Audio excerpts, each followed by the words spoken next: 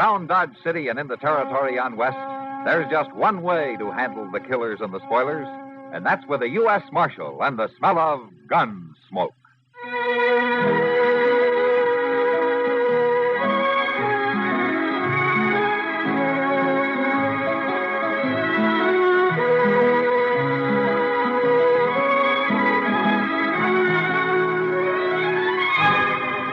Gunsmoke, starring William Conrad.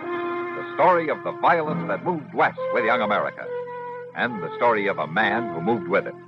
I'm that man. Matt Dillon, United States Marshal. The first man they look for and the last they want to meet.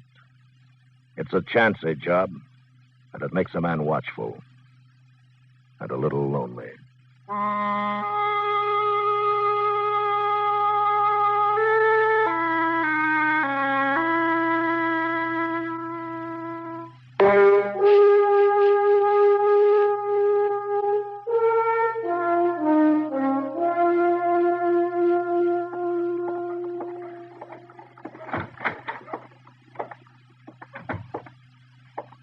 Matt?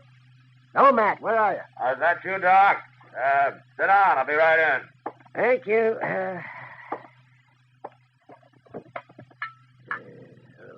Coffee.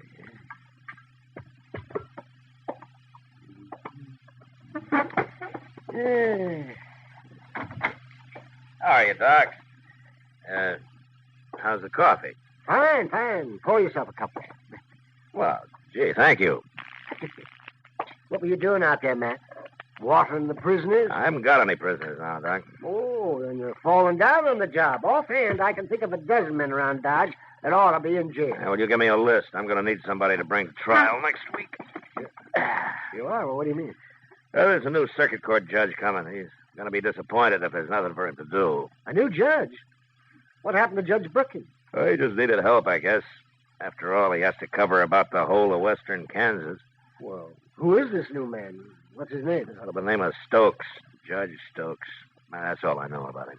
Stokes? I hope he's a good one. I've seen some remarkably unlearned judges in my time. Well, it's not an easy job, Doc. And out here, it doesn't pay enough to make it worthwhile to most men. You know, Judge Brookings could probably do twice as well back east. And so could I, man. I know, Doc, but then you wouldn't have anything to complain about. And if you didn't have anything to complain about, you would just shrivel up and die. Well, at least I wouldn't go to the pauper's grave I'm headed for now. Say, Doc, how about loaning me $100, huh? $100? Oh. Good morning, Homer. Hello, Mr. Dillon. Chester? Chester. Who's this you got? Well, this is Homer Tidsdale, Mr. Dillon. There's a complaint against him. Oh, a complaint? Yes, sir. You know Van Walcott, who's took over that little store next to stage office? Yeah, I know him. Well, sir, he's coming over here in a few minutes. He claims Homer was trying to rob him. Oh. I figured it'd be best to settle a thing right here at you. Yeah. Were you trying to rob him, Homer? Yes, sir. I see. With a gun or what? No, sir. No, I ain't got no gun. You were trying to steal something out of his store, then, is that it? Yes, sir. Where you from, Homer? I haven't seen you in Dodge before. No, sir. I've been homesteading, Saline River. But I got starved out. I had to quit. I didn't have no luck at all. Yeah. Well, you sure don't look as though you'd been eating very regular. No, sir, I ain't. Well, you got him here. Well, of course I got him here, Walcott. Dirty little thief. Marshal, I want to sign a complaint against this man. Mr. Walcott, you've been in Dodge about a month now, haven't you? What's that got to do with it? Well, back east, I guess they're a little more formal in the way they handle things. Now, why don't you just tell me what happened, huh? Well, I was next door at the stage office talking to Jay Buford. We heard a crash over in my store or something falling. So we run out, and there he was. We caught him red-handed, Marshal. Caught him doing what? Stealing, that's what. You haven't told me what he stole. He had a whole handful of potatoes, Marshal. Man's a thief. He belongs in jail. A whole handful of potatoes. Is that true, Homer? that what happened? Yes, sir, Marshal. Yes, sir, it's true. I was hungry, and I seen the potatoes.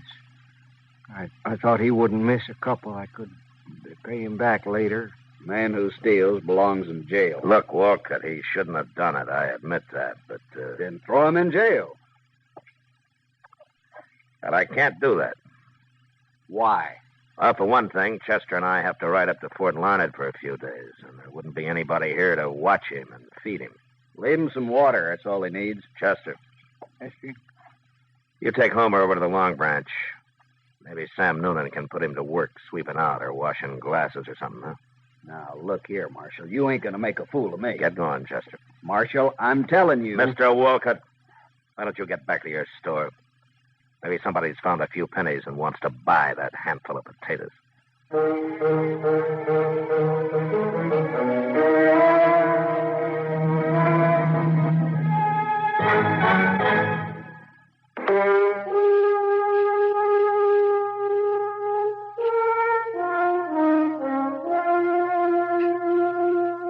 Doc was right.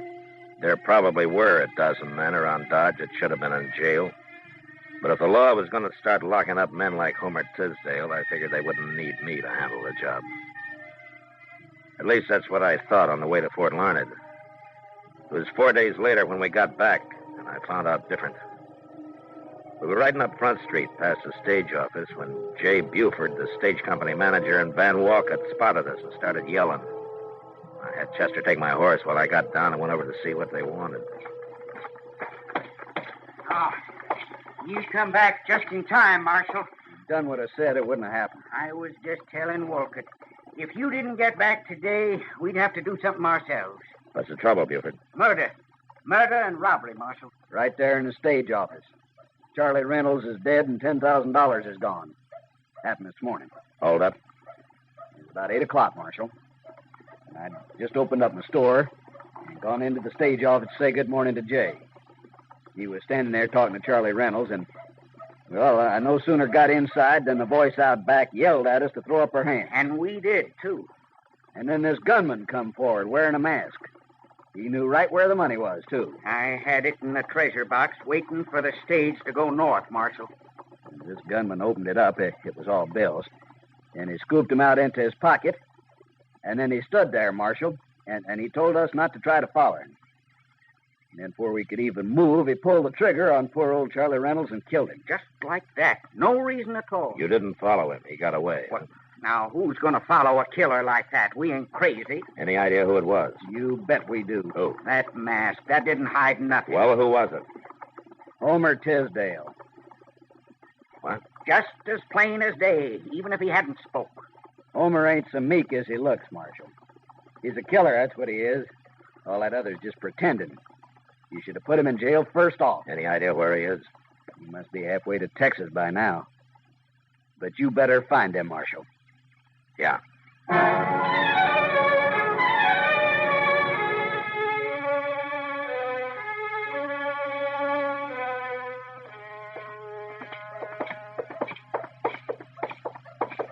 Yeah.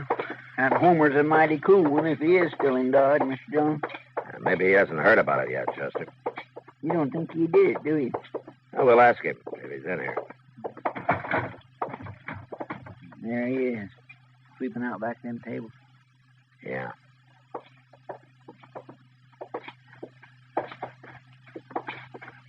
Oh, Marshal, Chester. Oh, Homer? The fella's looking for a drink. It ain't 10 o'clock yet. Homer, how long have you been here? Oh, come into work about 8:30, Marshal. Why? Where were you before that? Out back. Sam leaves me asleep in that shed he's got out there. Homer, can you prove that you were out there at 8 o'clock this morning? Prove it? Did anybody see you? Well, no. Nobody ever come out there. Why, Marshal? Well, the stage office was robbed this morning, and a man was shot and killed. No. J. Buford and Van Walcott witnessed it. Yeah. They say you did it. Me? They're willing to swear to it. Well, I didn't rob them. I didn't kill nobody.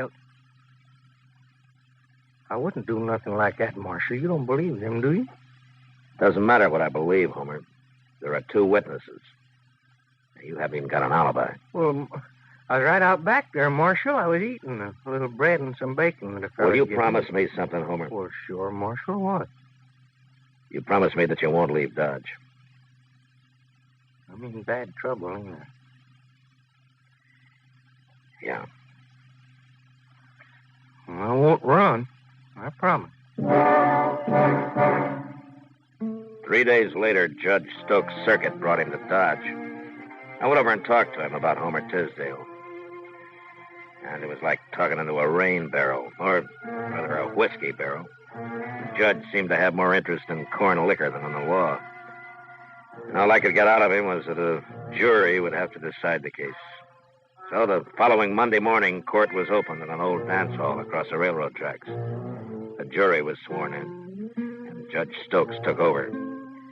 First, he put Van Walcott on the stand, and then J. Buford. Chester and I sat with Homer and watched. Marshal, something I don't understand. What, Homer? Well, that judge, he'd been talking to Walcott about me. Now he's going to talk to Buford. Is he going to ask me anything? Well, sure, Homer. He'll put you on the stand, but you'll have your lawyer to help you. What? What? That man's sitting right over there. Oh? He's the lawyer that the judge appointed to defend you. Oh. Well, how can he help me? He ain't talk to me. He won't know what to say. Oh, he will talk to you, Will he? Homer. I guess there's no hurry. Mr. Dillon, I never seen that lawyer before. Did you? No, he's a stranger to me, Chester, but Judge Stokes seems to know him. I swear, I don't understand why they ain't no persecutor. Prosecutor, Chester. All right. But I asked the judge about that, and he said that there's no need for one. Evidence now pending before Guess he knows what he's doing. Yeah. Tell the truth, the whole truth, and nothing but the truth, so help you God. I do. Now, Mr. Buford, we've heard the testimony in detail from Mr. Walcott. So to speed things up a little, I'll just ask you a few questions. Yes, sir. You were at the stage office when the holdup took place, right? That's right, Your Honor. You saw everything Mr. Walcott saw. That right? Yes, sir. The bandit came in, took $10,000 in bills out of the box, then shot and killed, what's his name? Charlie Reynolds, Your Honor. Charlie Reynolds. All right, Mr. Buford. Now, I want you to tell the gentlemen in the jury who that bandit was. It was Homer Tidsdale, Your Honor. Homer Tidsdale? How did you know it was him? Well, he had a mask on, but it didn't really hide nothing.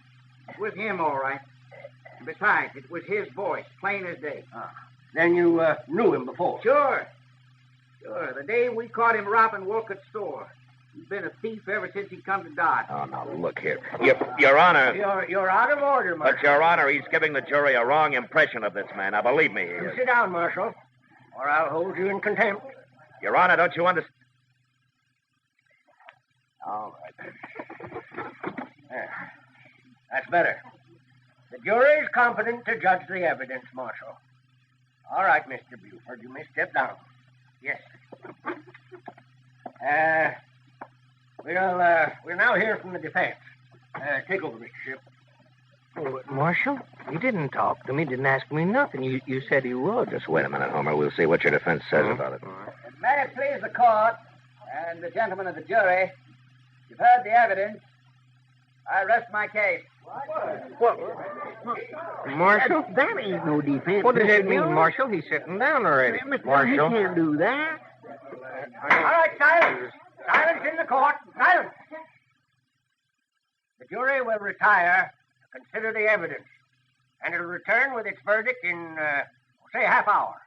And it better be the right verdict, or I'll hold you all in contempt. Now, get to work. Marshal, I don't understand, Marshal. I thought a man had a right to say something for himself.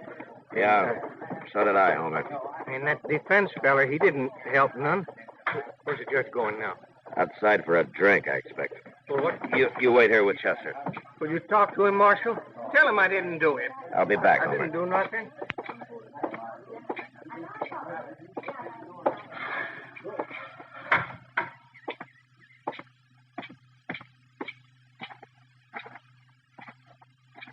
Oh. Have a nip, Marshal?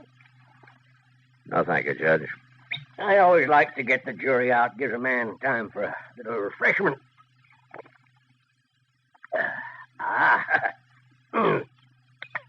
That's good corn you make here. Yeah. You know, Marshal, I'm a drinking man, but I've never been drunk in my life. Never once. Well, that's fine, Judge. Marshal, I'm sorry I had to sit you down so hard in there, but a court's got to be run by one man or it'll get out of hand. I know. I've seen it happen. I've seen some things happen in court, too, Judge. I never saw an accused man not get a chance to defend himself before. Well, you heard the evidence, Marshal. What defense could he make? It'd be just a waste of time. I see. I want to get this trial over with. I got to take the train up to Abilene at midnight. That doesn't give me much time to see Dodge, does it? No, I guess it doesn't. In fact, a half hour's too long for that jury. I'm going to call him back now. You excuse me, Marshal? Sure, Judge, sure. Maybe you'll change your mind and have that drink with me after, huh? Yeah, Judge. Maybe.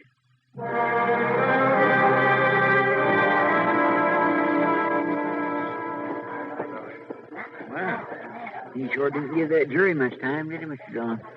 No, he didn't, Chester. Marshal, what do you think they'll say? They haven't much choice, Homer. Well, gentlemen, have you reached a verdict? We have, Your Honor. Let's hear it. We find the defendant, Homer Tidsdale, guilty. Homer Tidsdale? I ain't guilty, Marshal. Stand up. I didn't do nothing. Stand up, Homer. Go on.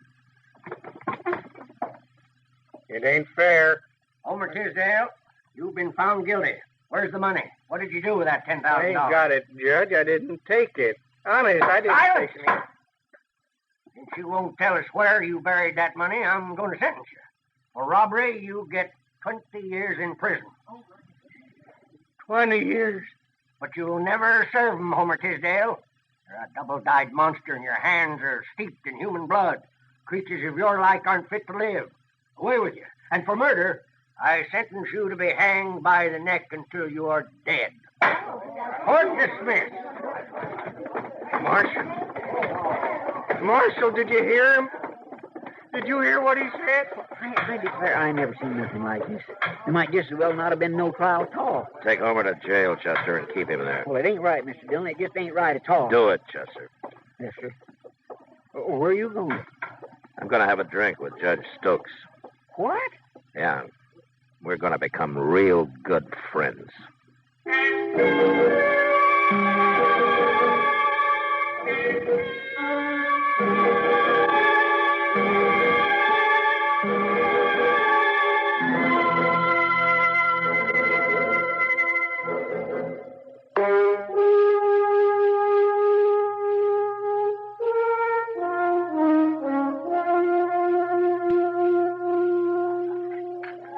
Have another drink, Judge?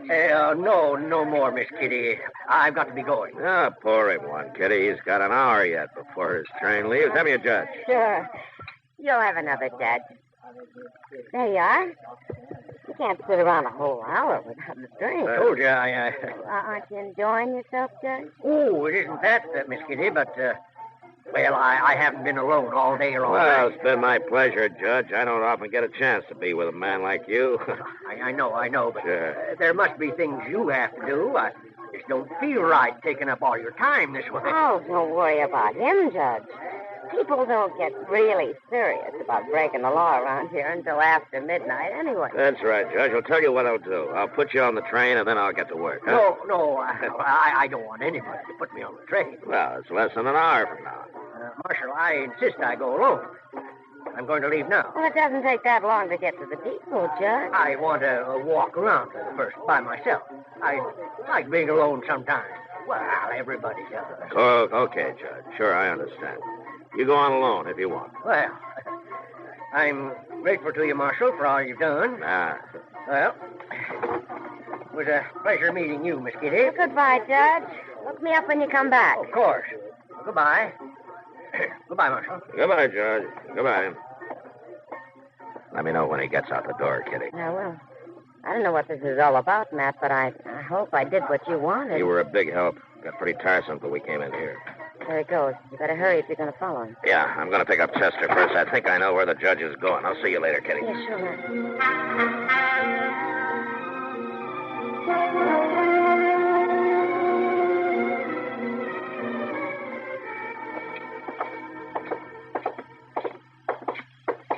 I declare must have drove him crazy, Mr. Dillon. You dogging him around that way. I worried him some, Chester. That's how I knew I must be right. Here we are. We better watch through the side window there. They'll see us. Yeah.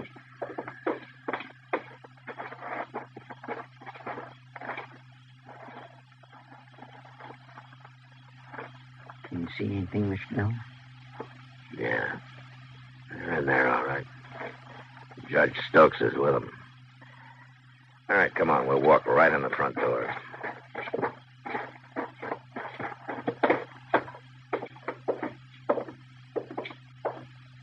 You get to one side when we go in, Chester. Yes, sir. Wait, Dillon! What are you doing here? I thought you wanted to be alone, Judge. Shoot him. Shoot him, I tell you. He knows. Now, Buford, Walcott, which one of you is going to shoot me? Now, one of you must have a gun somewhere. You shot Charlie Reynolds. No? Then get your hands up while we search you. I got a gun, Marshal. Here. I'll give it to Get his gun, Chester. It's still in his pocket. Tell me, Judge, how much money did they give you out of the $10,000? I don't know what you're talking about, Marshal, but I'll have you in court for this. Oh, I'll be in court with you and in front of Judge Brooking. You know, you overplayed your hand today, Judge Stokes. You and that bought defense lawyer, and I'll find him before the night's out. You wouldn't dare arrest a judge. Whoever heard of such a thing? Well, now, I guess maybe a judge is a pretty important man, isn't he? He certainly is. Yeah. Well, I tell you, since you are the most important man here, I'm going to give you a cell by yourself. You can have Homer Tidsdale's. He won't be needing it anymore.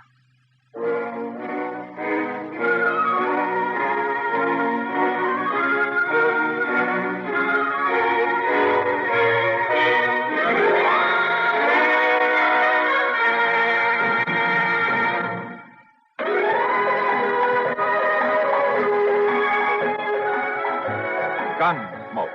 Produced and directed by Norman McDonald, stars William Conrad as Matt Dillon, U.S. Marshal. The story was specially written for Gunsmoke by John Meston. Featured in the cast were Lawrence Dobkin, Vic Perrin, Joseph Kearns, and Harry Bartell. Harley Bear is Chester, Howard McNear is Doc, and Georgia Ellis is Kitty. This is George Walsh inviting you to join us again next week for another story on Gunsmoke. Over the CBS Radio Network.